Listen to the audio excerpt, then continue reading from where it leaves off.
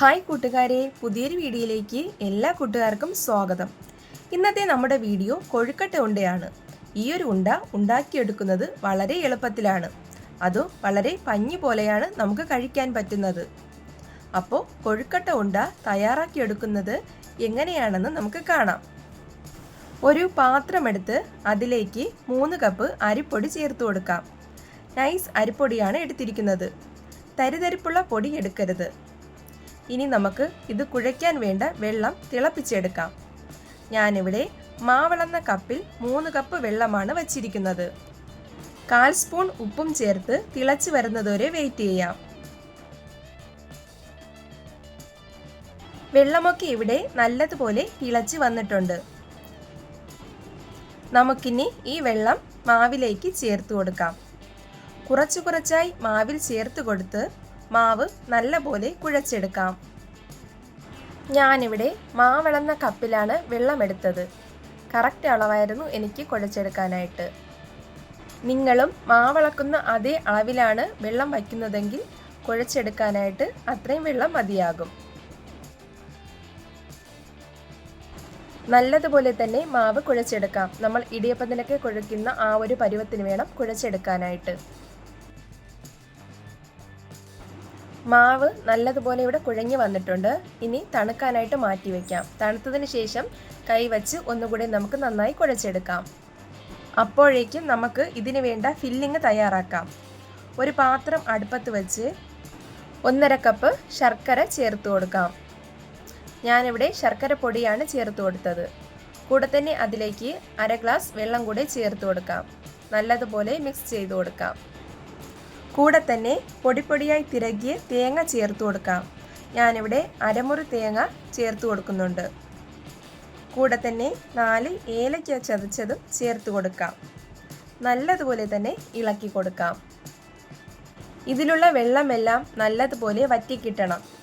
ഈ സമയത്ത് ഫ്ലെയിം ഒന്നും കൂട്ടി വെച്ച് കൊടുക്കരുത്. ലോ ഫ്ലെയിമിൽ തന്നെ ഇളക്കി കൊടുക്കണം. ശർക്കര പാനി നല്ലതുപോലെ കട്ടിയായിട്ട് വരണം.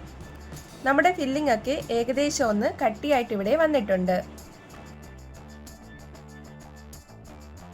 അപ്പോൾ വെള്ളമൊക്കെ വറ്റി ശർക്കര പാനി നല്ലതുപോലെ കട്ടിയായിട്ട് കിട്ടിയിട്ടുണ്ട്. നമ്മുടെ ഫില്ലിംഗ് ഇവിടെ റെഡി ആയിട്ടുണ്ട്. ഇനി നമുക്ക് നേരത്തെ കുഴച്ച് മാറ്റിവെച്ച മാവിലേക്ക് 1 സ്പൂൺ നെയ്യ് ചേർത്ത് കൊടുക്കാം. നല്ല മയത്തിൽ തന്നെ കട്ടകളൊന്നുമില്ലാതെ നല്ലതായിട്ട് കുഴച്ചെടുക്കാം.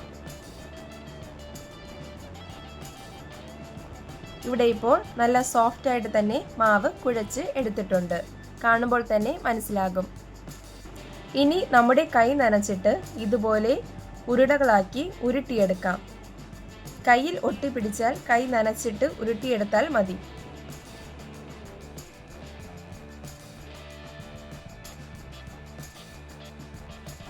ഇനി നമുക്ക് ഇതെല്ലാം ഇതുപോലെ ഷേപ്പാക്കി ഉരുട്ടിയെടുക്കാം. ഇനി നമ്മുടെ കൈ നനച്ചെടുത്തിട്ട് ഓരോ ഉരുള എടുത്തിട്ട് നമുക്ക് ഇതുപോലെ ഹോൾ ഇട്ട് കൊടുക്കാം. നേരത്തെ തയ്യാറാക്കിയെടുത്ത ഫില്ലിംഗ് ഓരോ ഉരുളകളാക്കി ഇതിൽ വച്ചു കൊടുക്കാം. നല്ലപോലെ ഷേപ്പാക്കി കൊടുക്കാം. എന്നിട്ട് നല്ലതുപോലെ പൊതിഞ്ഞെടുക്കാം. ഇതുപോലെ തന്നെ എല്ലാം ഇതുപോലെ ഷേപ്പാക്കി എടുക്കാം.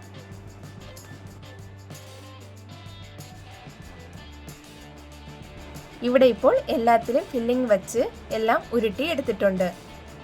ഇനി നമുക്ക് ഒരു ഇഡ്ഡലി പാത്രം അടുപ്പത്ത് വെച്ച് കൊടുക്കാം.